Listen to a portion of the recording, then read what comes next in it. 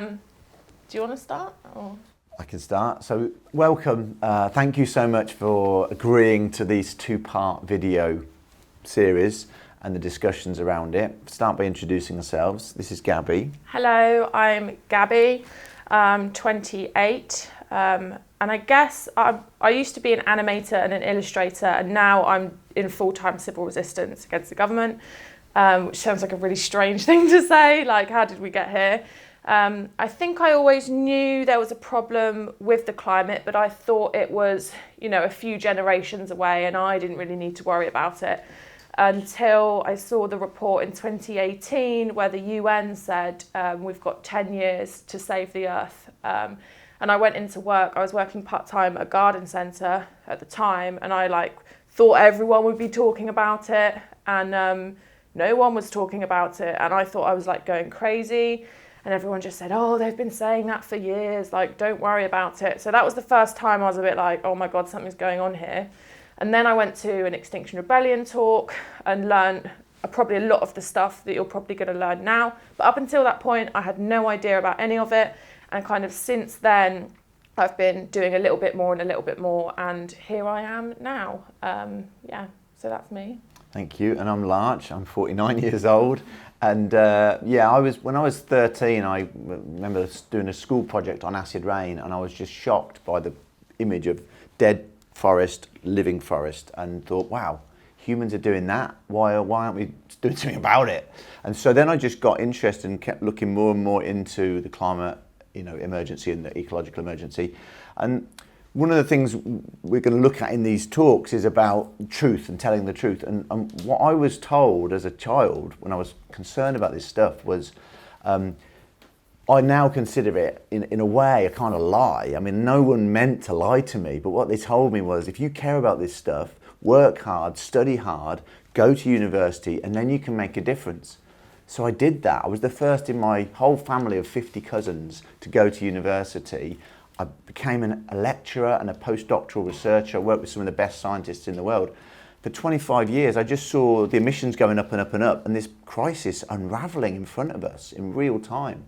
And so 4 years ago, when Extinction Rebellion came along, I very reluctantly made a decision to stop my jobs to work full-time campaigning, because the science of social change, which we'll get into in the second video, shows us that how we can be effective in this crisis isn't through voting, isn't through the things we're told to do in the media and at school, but it's actually through civil resistance. So we're going to look into that. But that's me and my sort of pathway into this. Yeah, I don't know how you've been doing this for so long. It's only been 3 years for me, and I'm already sometimes overwhelmed by it. And there's people that have been known about this stuff for 50 years. So well done for sticking with it. So the first video we're going to do is about the climate crisis, some of the science and the history of how we've been lied to and things like this. And the second video is about civil resistance and what we can actually do in 2022 about the problem. So stick with us through both of them, because the second one is the more exciting and motivating one, and will hopefully make you feel a lot better about some of the horrible stuff we're going to talk about in this one. So who are you guys? You guys are probably friends and family maybe, and we've found that we're a lot more likely to take action when we're doing it with people that we feel supported by. So hopefully you'll feel encouraged to take this extra step, because you'll be doing it together and be supported by each other. And we're doing these house meetings because people have asked us. They've said, how can I share this stuff with my friends and family? 77% of the British public now say that they rate the climate and ecological emergency as the number one issue. They're concerned about it, above COVID, above Brexit. But they don't know what to do about it. And so these videos are an attempt, one offer, to sort of say, okay, you could bring a few friends and family together and sort of have a structure to share it with them and to look at how you can what you can do about it. And as Gabby says, please stick around for the second session, because you don't just want the terrible, shocking news of the climate science and how bad things are. You also need to know the big missing piece, the massive lie in the room, which is that we have power way beyond what anyone is telling us. So please come to the civil resistance session and work through that and look at how we can start to build a movement that can address this together. And we're going to be talking about some really difficult stuff as well. I know that for myself, definitely, it's kind of a process of like re-traumatizing myself every single time. And it is horrible, but we're going to be doing it together. And, you know, facing the truth properly is traumatic. So that's the heads up for what we're going to be talking about. But stick with us and it'll be okay. And another reason we're doing these, household meetings is because we really urge you to do this work of telling the truth. And as Gabby says, it's very difficult. It's not an easy thing, but not to do it alone, to do it with others. And that's why we have Just Stop Oil as a campaign where we can all be telling the truth together and acting on it. And it's why in these meetings you're coming together after each talk to share. So please, stick with this process. Don't be on your own with it. Do get in the habit of talking to others about this emergency. So we're all here together committing to telling the truth.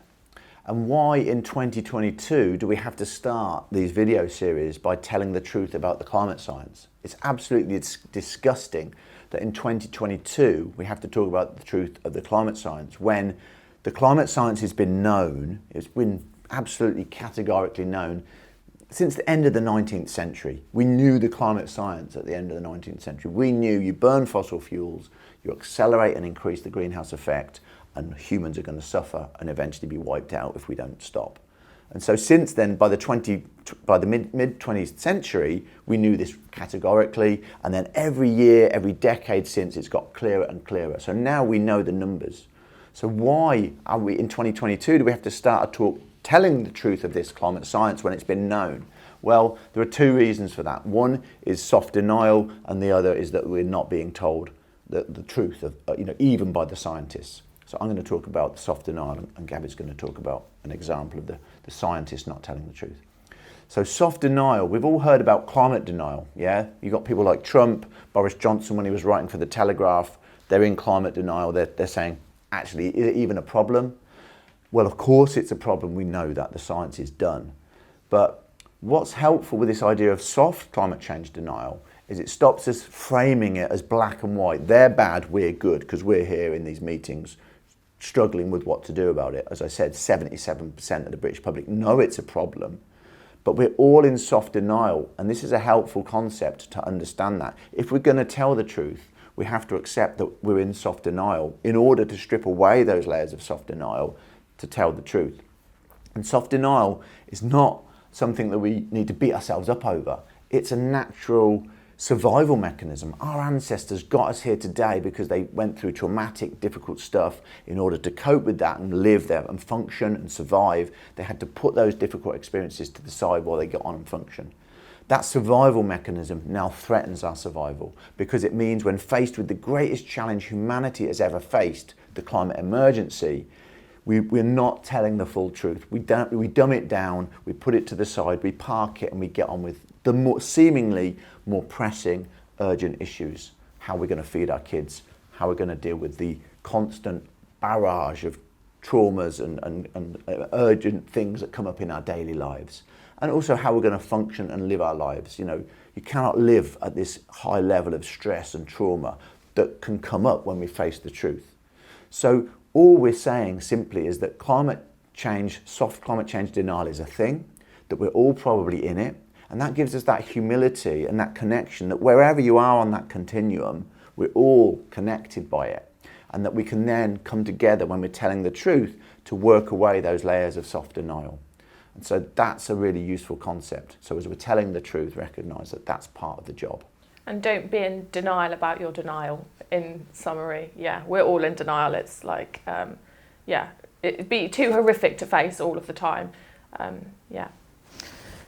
The first thing I want to talk about is an article that came out in The Conversation last year. And The Conversation is a website where scientists and academics communicate their research to the public. So it's really accessible. And last year, an article came out written by some of the top climate scientists. And midway through the article, it says, and I'll quote, actually, I've got it here. "We struggle to name any climate scientist who at the time thought the Paris Agreement was feasible. We have since been told by some scientists that the Paris Agreement was Of course, important for climate justice, but unworkable and a complete shock. No one thought limiting to 1.5 was possible. And so obviously this article went quite viral very quickly because of how outrageous it was. And what it means is, for me in 2015, when they brought out the Paris Agreement, again, before I kind of knew how bad things were, I thought, oh, brilliant, it's all being handled, we don't need to worry. And then we find out that not a single scientist believed it was actually possible to keep warming below 1.5 at the time. Yet this is what they all signed off on with the governments of the world. So we can ask ourselves why they did that. The scientists that work for the governments are all at top universities.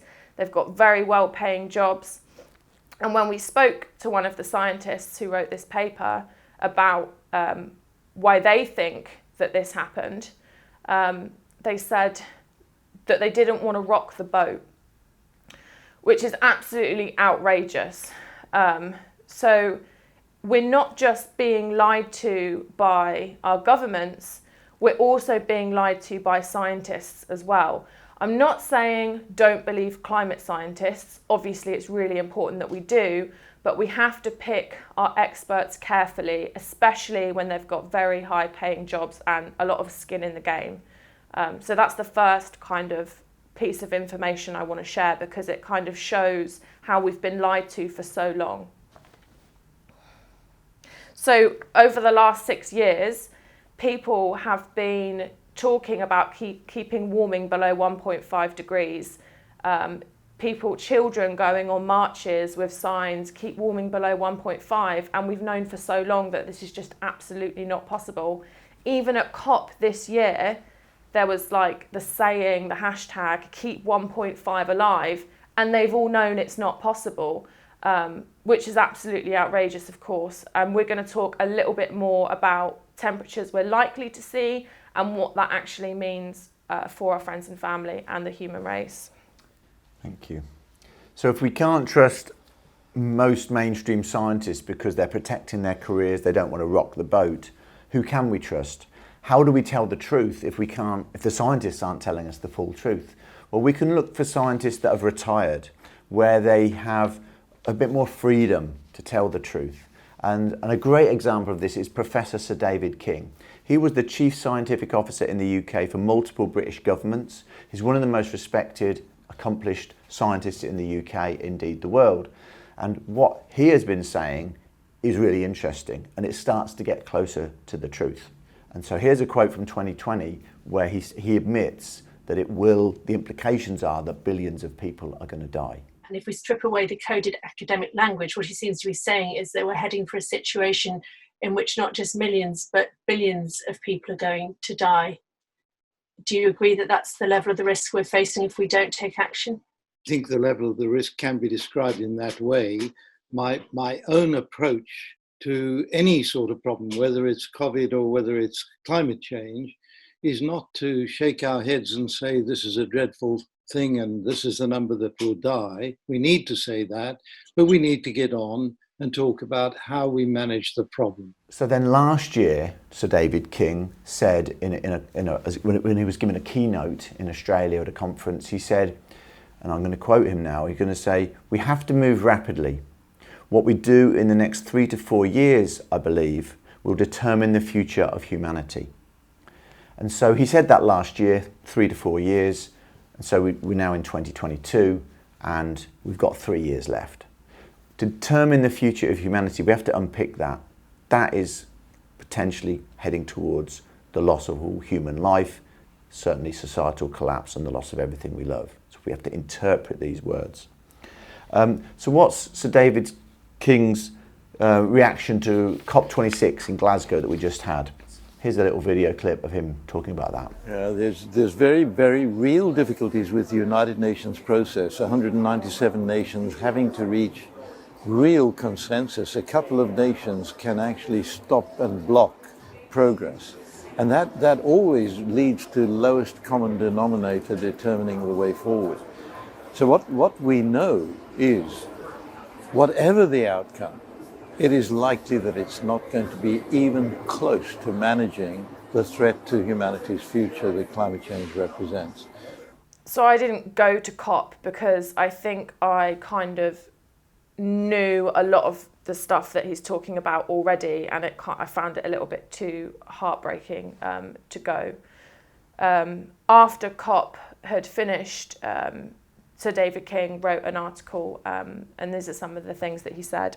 He said, "There was no real understanding in the agreement of the extreme nature of the crisis. How do we, the current generation, ensure a manageable future for humanity?" So COP is clearly not fit for purpose. The system and the governments just can't sort it out. I mean, have they been trying for 26 years? Arguably yes, arguably no. COP is, in my opinion, a massive delusion. So we believe that they've all got it handled. Effectively, keep us satisfied that stuff is being done. And as we know, nothing or very little, not even close to enough, is actually being done.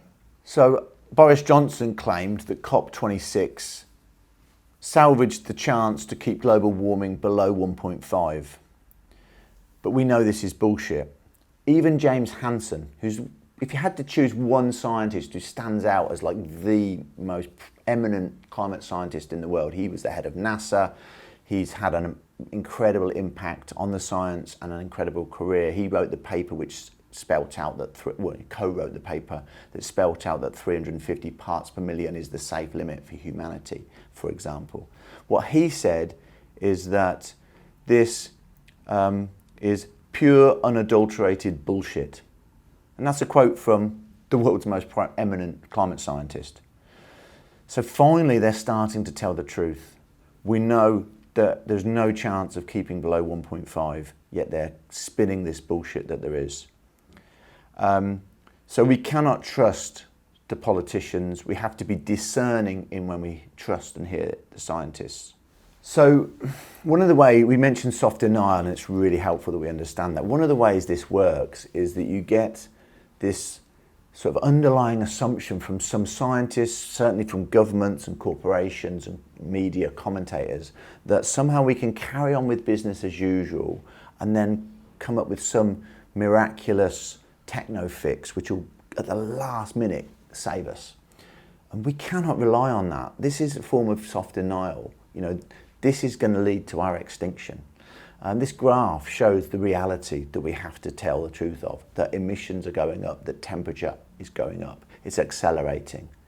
So we have to kind of unpick the spin, the bullshit, the denial, and actually, you know, look at the real truth. We cannot argue with the laws of physics. We cannot pretend there's going to be some miracle cure that is completely unproven. So the next person I'd like us to hear from is an IPCC reviewer, and the IPCC is the Intergovernmental Panel on Climate Change. So he reviews the reports that comes out, and he's been very outspoken about the inaction and the greenwashing and all of this. So he is talking here about the Glasgow agreement they made, which he's calling the Global Suicide Pact. And he talks about what's happening in Madagascar at the moment, which is the first climate change-induced famine. So we'll just go straight to him. So this another non-decision, non-action, inaction from this latest COP26 is so terrible because things have been delayed by these COPs for so many years that now, as was acknowledged in the final text, that was acknowledged in the final conclusion, that there are regions that are suffering serious impacts from global climate change. So this was in the text. Despite that, of course, we didn't get any result on emissions.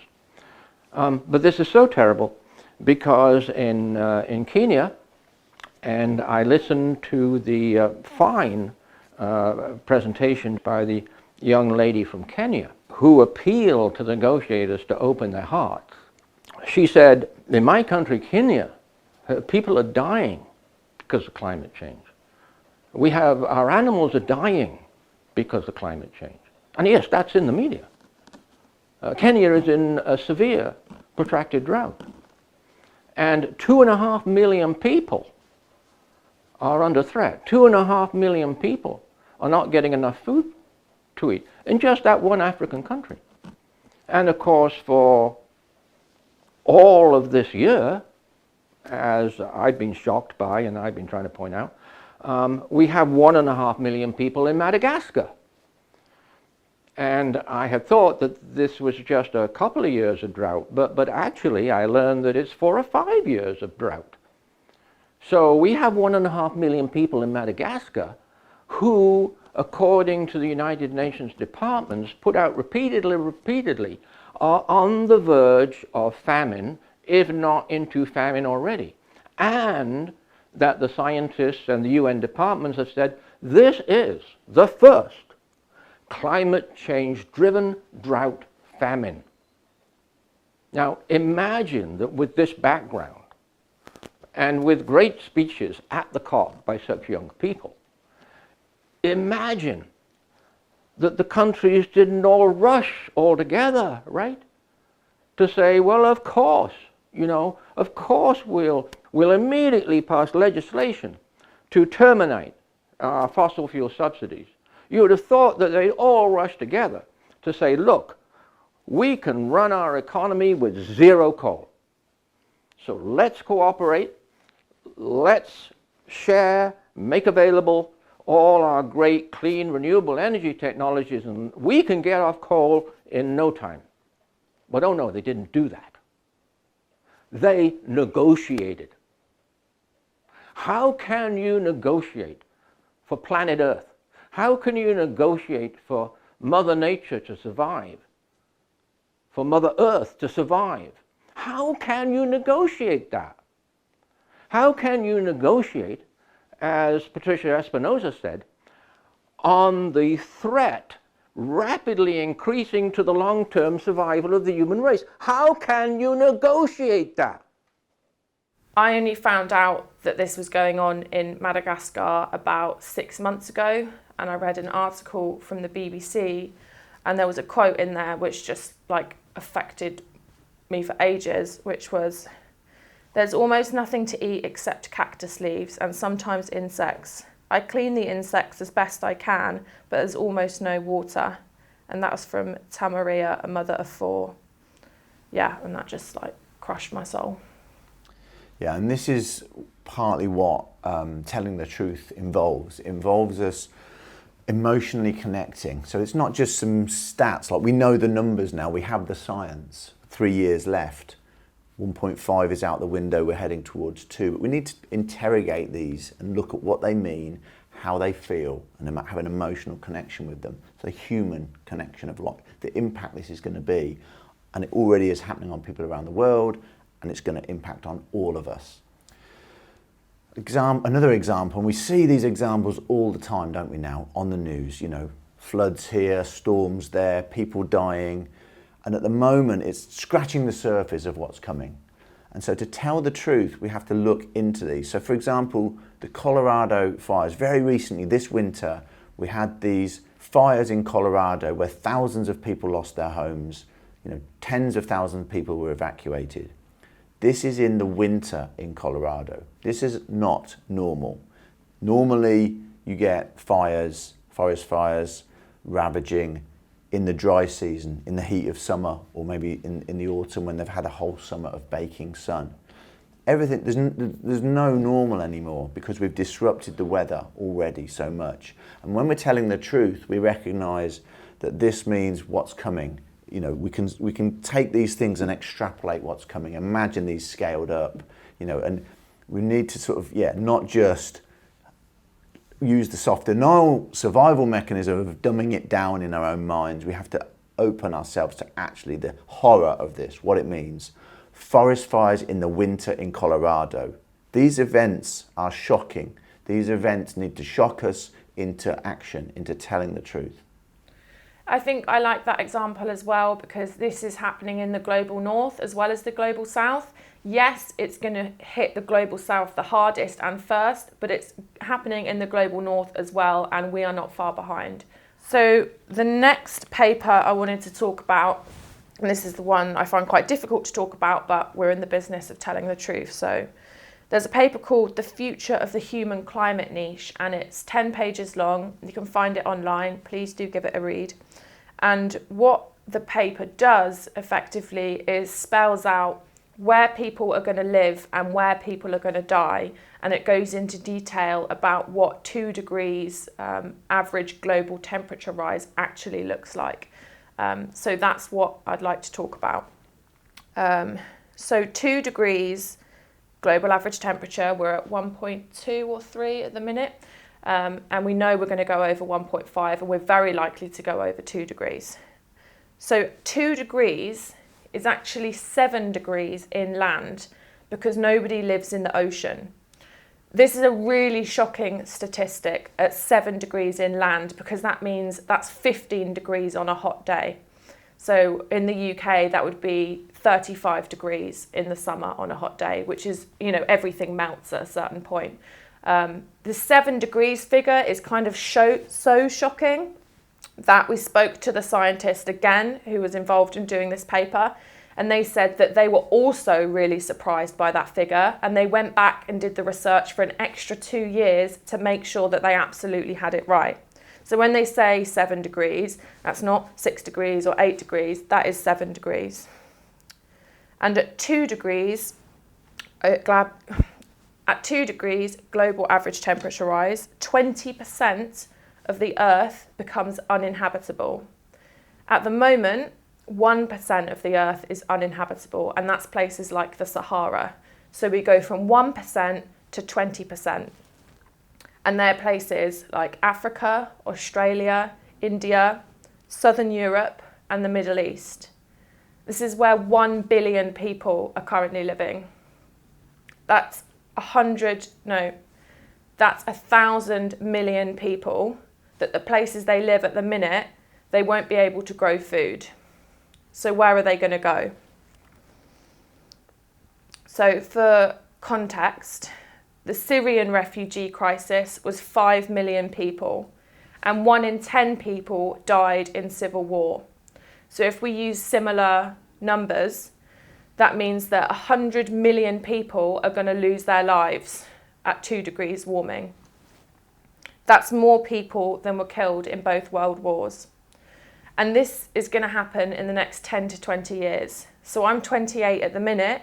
When I'm 38 and 48, 1 billion people are going to be on the move, and 100 million of those people are likely to be dead as well. So when society starts to break down, when there's not enough resources to feed people, things turn violent very quickly. I just want to give an example of social breakdown in recent history so we can get an idea of what that actually looks like. In the early 2000s, in the Democratic Republic of Congo, 5 million people were slaughtered and 2 million women were raped. Again, a similar thing is going to happen for the 1 billion people on the move. And these are not just statistics, they're actual people like you and me who are going to be so severely affected.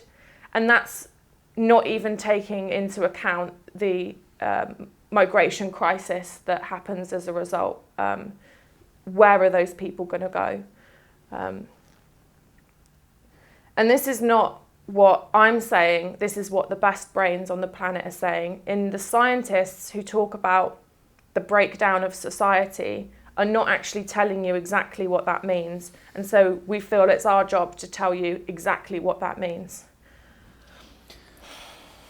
Thank you, Gabby. Yeah, so as a father who've got 2 kids in their 20s, just like you, I'm just very moved by what you've shared there. And for me, it's one of the things that motivates me every day. I will do anything I can do to stop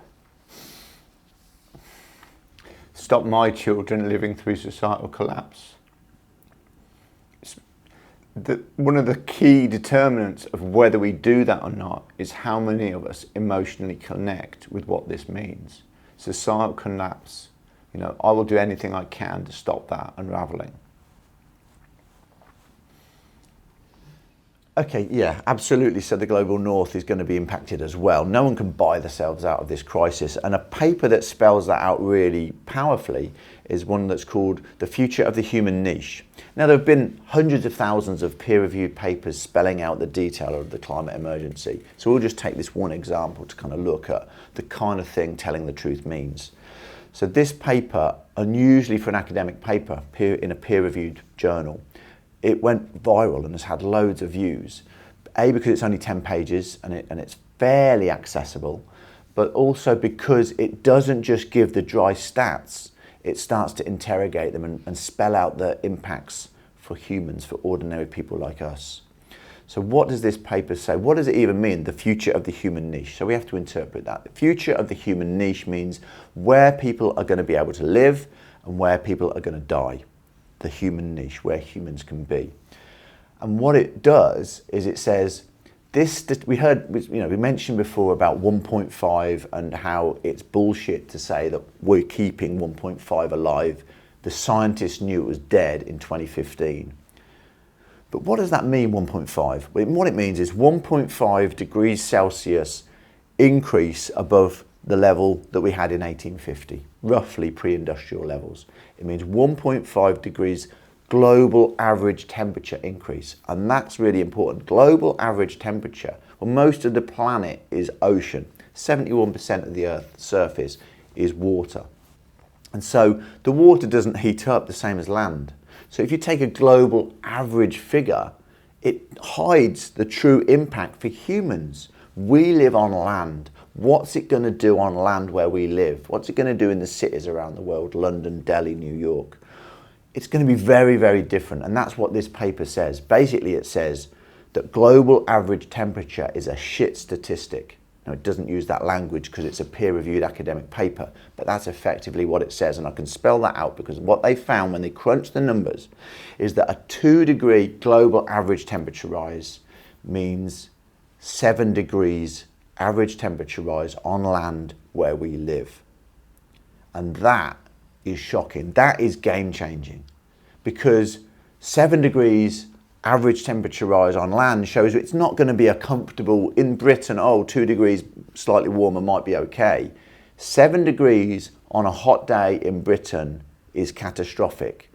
2 years ago in London, we had record temperatures, 38 degrees. You couldn't walk outside for more than 10 minutes. It was just unbearably hot. On an average hot day in a 2-degree world, we're talking about 45 degrees in that scenario and 15 degrees hotter on an extreme hot day. Suddenly, you can see that we're in temperatures in Britain on extreme days that we just cannot survive, we cannot cope with. But that's in Britain. The rest of the world is going to suffer immensely. So at the moment, we've got, we're about at 1.2 degrees of global average temperature rise since 1850. And at that level, we've got 1% of the surface of the Earth that is an average temperature of 30 degrees or higher. It's the Sahara Desert, it's the extreme, dry, hot, inhospitable places, 1% of the planet. At 2 degrees average temperature, that will become 20% of the Earth's surface, will be 30 degrees C average temperature or above. Humans cannot live there, humans cannot grow food there, but there's a massive problem here because currently that means parts of southern Spain, most of Africa, southern United States, Central America, most of Australia, the Middle East and India. Places where people have lived for thousands of years will be inhospitable, will be so hot we cannot live there. People will have to move or they'll die. That's what happens at 2 degrees global average temperature change. That's what this paper spelled out. And because some of us involved in this campaign for Just Stop Oil have been involved with setting up Extinction Rebellion and running various campaigns over the last 4 years, we have access to these scientists. So these scientists that produced this paper, we managed to have a private Zoom with one of them and we said, whoa, hang on a minute, can that really be true? A 2-degree global average temperature equals 7 degrees on land? And the professor that we spoke to, he said, yeah, it's absolutely true. And what he said next was really shocking. What he said next was, yeah, we were surprised about that too. So we went back and we redid the numbers. We spent 2 more years going over the numbers to check that figure, and it was absolutely right. So this is like a research team of top scientists from around the world with the best resources, the best computers, the best brains on this. It's not a back of an envelope calculation, and they said yes, 2 degrees average temperature rise is 7 degrees on land, it's catastrophic. And they didn't stop yet there. That's why this paper went viral, because then they spelt out what that means for humans. So what 2 degrees means for humans is all the places Larch just talked about. There's over 1 billion people that live there. So those billion people, and 1 billion is 1,000 million, like 1 billion, 1,000 million people are going to have to move from where they are and go somewhere else. But you don't just have this massive migration crisis, because before that, society is going to fall apart.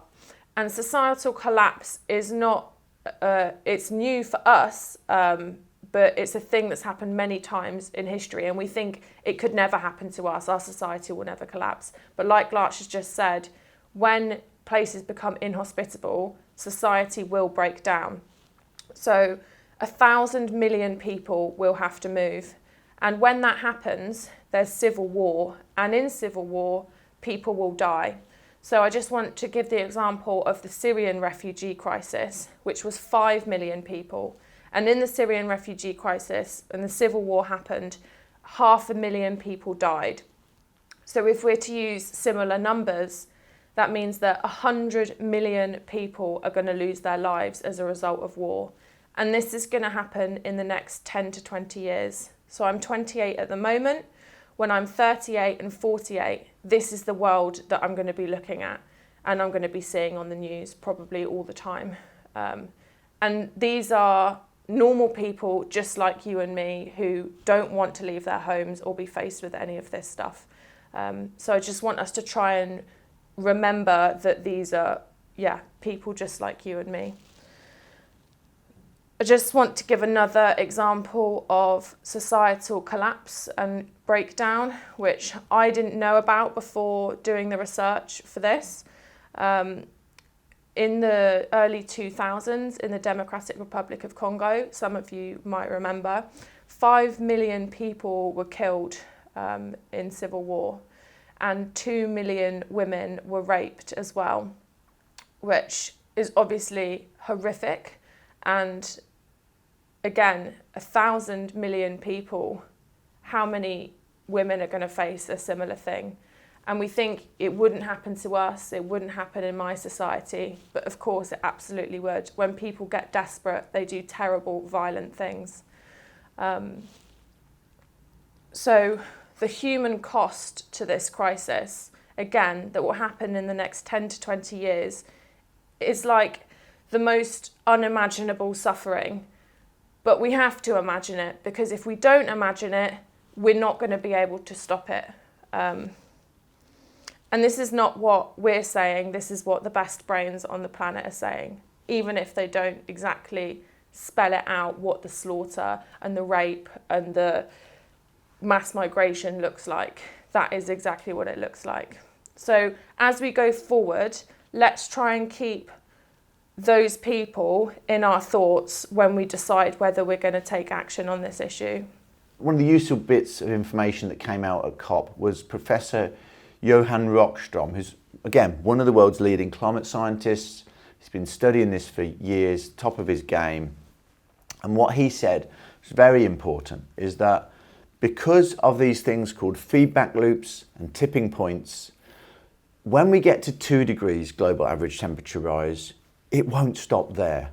Again, it's another form of soft denial. We're talking about this thing as though it's a kind of fixed, linear, predictable thing. You know, it gets to 2 and then that's it. But he said very clearly, based on the science, which we absolutely know, when we hit 2 degrees, if we hit 2 degrees, the processes that we will trigger will kick in, and then we'll end up at 3 degrees, and then we'll end up at 4 degrees, then we'll end up at 5 degrees and 6.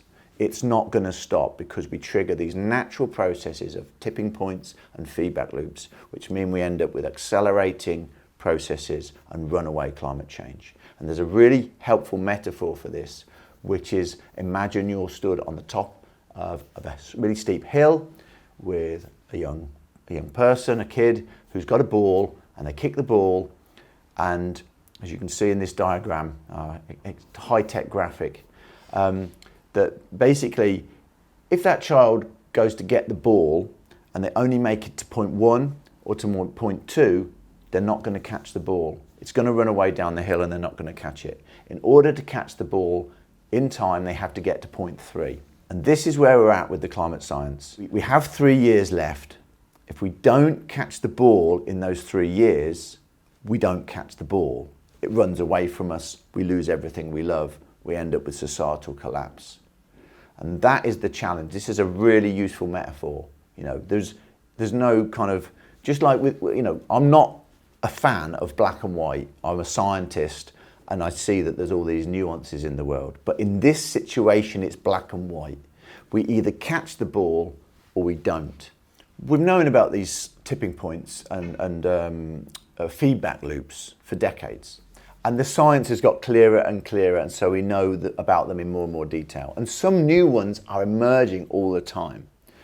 But 3 years ago, I read a paper that identified 72 of these feedback loops. So even 3 years ago, we knew some detail. And as I said, more are emerging all the time as we run this uncontrolled experiment of climate emergency, climate breakdown. So I'll give, you know, we're going to look at some examples of that, but the key, you know, big ones are things like the Amazon and the Arctic, so we're going to look at them. When you create a certain amount of heating, you unleash these natural processes. Some people will have heard about the methane release from the permafrost, for example. That's an example of a feedback loop. Certain amount of heating generates additional heating. So these two things work together, feedback loops and tipping points. So yeah, the Amazon is an example of both actually, because at the moment, the Amazon is a net sink for CO2. It absorbs more CO2 than it emits. And even 3 or 4 years ago, we said, well, maybe if, you know, at 3 degrees global average temperature rise, the Amazon would flip to be a net emitter of CO2. But this is an example of how things are accelerating and are more complex and worse than we imagine and the science is telling, because it's not that climate change is happening independent of everything else. Humans are still destroying nature, accelerating the ecological emergency, and these things work together. So we're already now having periods of every year where the Amazon is a net emitter. Already in 2021 we saw this. There were periods of massive fire outbreak in the Amazon where it's a net emitter of CO2. And what we're looking at is if we trigger the tipping points of the Amazon, it will become a net emitter sooner than we realised. So also on the Amazon, we were told not to cut it down in the 80s and the 90s and the noughties, and people are still saying don't cut it down. And the reason for that is if you cut down between 20 and 25%, this is a recent paper, then the whole thing will die because it's a self-sustaining ecosystem. And if you cut too much of it down, it can't sustain itself. So we've already cut down 17% of the Amazon. And last year, Bolsonaro cut down another 1%. So between 17 and 18% of the Amazon is lost. So you can start to see where Sir David King has got his 3 to 4 year figure from. Because if we keep going at that rate, then we've only got a few more years left of the Amazon before the whole thing starts to die. We had a stable period of sea level, 6,000 years under which civilization developed. And what we face in the future is somewhere in between those two curves. The lower constant 1990 emissions is behind us in the rearview mirror. The business as usual scenario, it seems unlikely. We may essentially crash the climate before we can even possibly burn all of that fossil fuel. So the truth is somewhere in between. But as you can see, the expected sea rise in the coming centuries is absolute catastrophe. Can we slow this down? I think that's what hopefully the leadership at a meeting like this can get this kind of a message and get busy with the monumental, enormous task of not only reducing carbon emissions, but somehow removing gigatons of carbon from the atmosphere. The era of abrupt sea level rise is upon us. I'm sure that we face other more immediate challenges through the loss of water and food security. At the moment, we're not running for the hills, but it's time to start walking. And to kind of try to sum up, the Arctic climate was actually cooling. We were heading for another ice age, but due to industrial output, we entered an era, the Anthropocene, where we shoot out of what should have been the next ice age, which would have been very difficult, but we've gone far off into the unknown.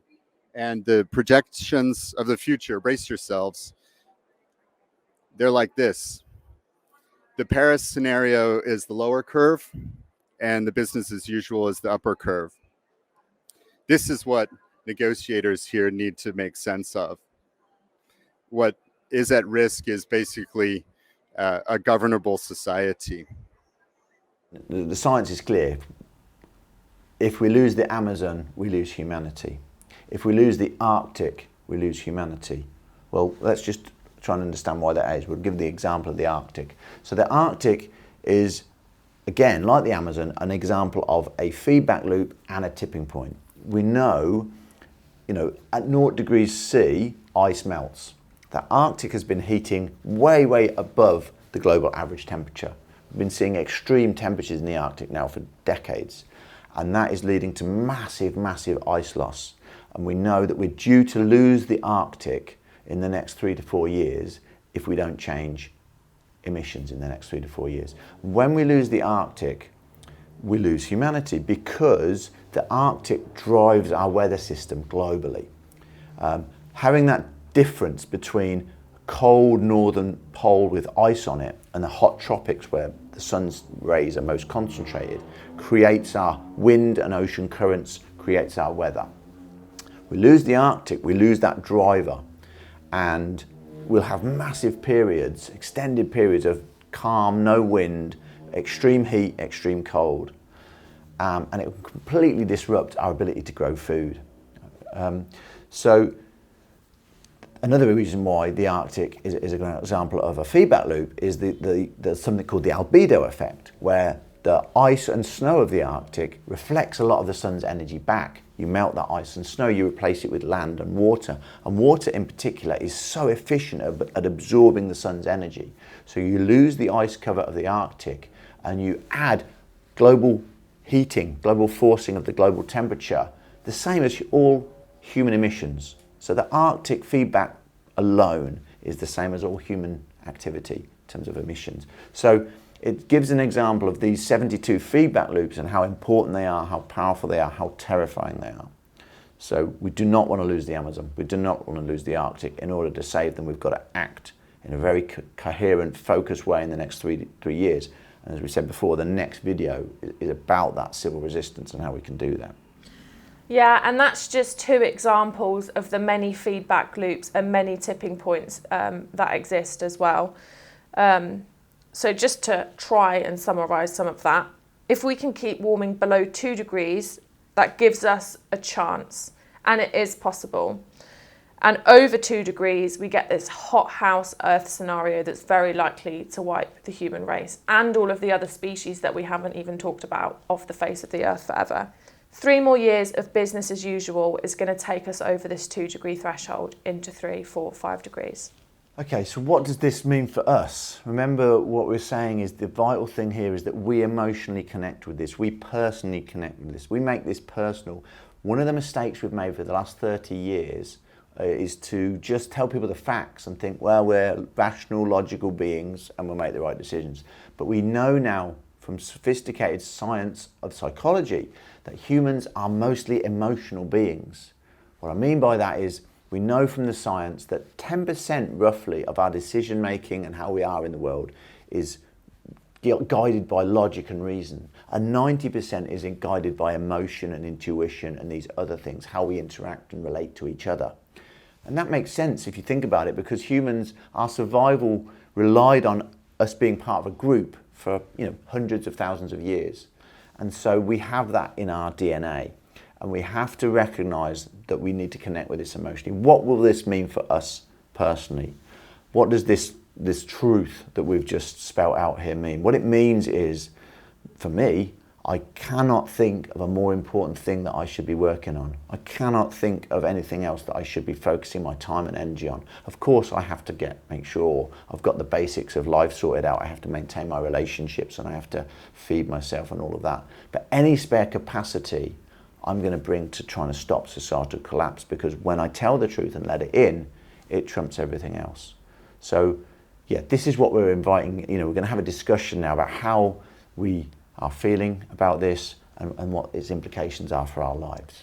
Yeah, I think as we have the discussion, we'll try not to sink into despair, because despair breeds inaction and we're less likely to do something.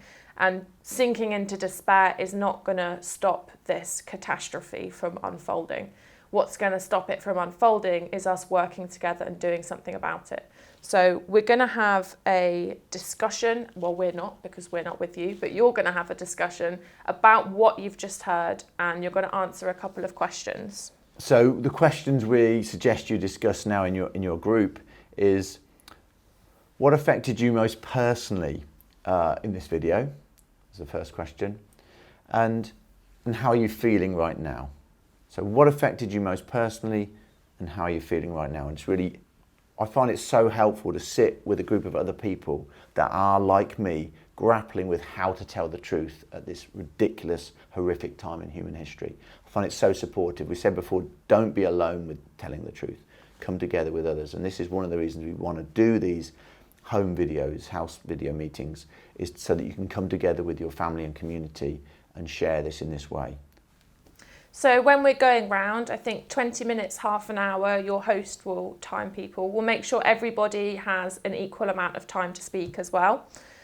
Practice active listening. So when somebody else is speaking, don't be thinking about what you're going to say. Really listen to what they're saying. And then when it's your turn to speak, use I statements rather than we statements.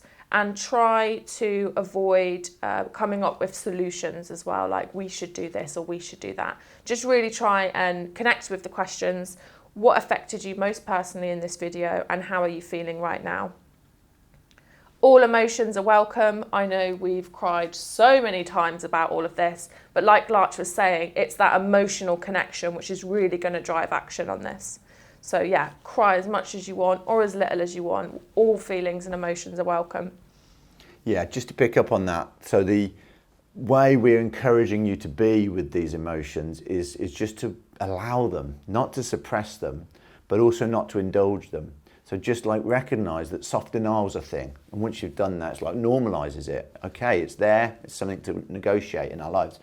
All of the emotions we will inevitably feel when we're facing the truth are normal and natural, and you don't have to beat yourself up for feeling them. You can just allow them to be. So, and then as soon as you allow them to be, they will come up and they will pass. And other emotions. Every day I feel a range of emotions, from grief to elation, because we're facing this truth. It's horrific, and then we're working with incredible people to try and come together to do that. So it's actually connecting and empowering as well. So just to allow it all is the invitation. No wrong answers. So yeah, we'll give you 20 to 30 minutes now to have a discussion in your group.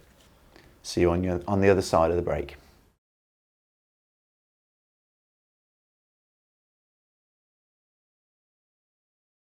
Okay, welcome back. Thank you for being brave and open and sharing in that way. So what we really urge you is to not leave it here, not leave it at this video and this little sharing session, but come again for the next session, because in many ways that was the bad news, and the good news, it's equally disgusting that we aren't told the truth about social change and how much power we actually have. And that's what the next video is going to be focusing on, the truth of social change is that we are so powerful that we can make a difference. Civil disobedience, civil resistance has worked throughout history. We're going to look into that in the next video. We're going to look at examples throughout history that have really worked. We're going to look at recent examples that we can learn on, and this new campaign with Just Stop Oil, where we try and bring it all together to create the most effective campaign we can, because with Just Stop Oil we are going to win. We have a very moderate, low demand that's generating huge energy, and it's going to create a win for the movement, which is going to inspire thousands more movements, just as we've seen happen in the past. Yeah, please come back for that, because that is the really exciting, motivating, great bit, and I don't want you to leave it here and feel awful. However, if you've just heard all of that and you don't need to hear any more, you are quite welcome to sign up straight away. You can do that via the Action Network form. We'll put a URL somewhere, or there'll be a link associated with this video, or ask your host as well. They'll be able to help you. Until then, we will see you soon. Yeah. Goodbye. Bye.